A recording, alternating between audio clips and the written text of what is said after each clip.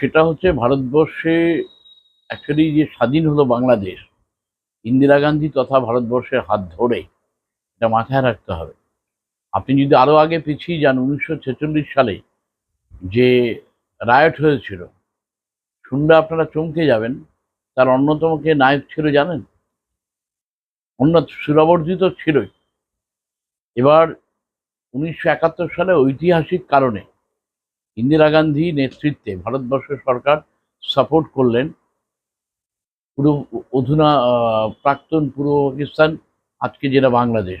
ভারতবর্ষ না থাকলে স্বাধীনতা পেত না বাংলাদেশ।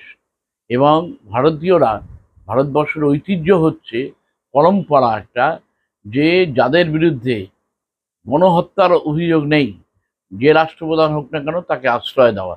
তার ভিত্তিতেই বর্তমান সরকার, ভারত সরকার, শেখ হাসিনাকে আশ্রয়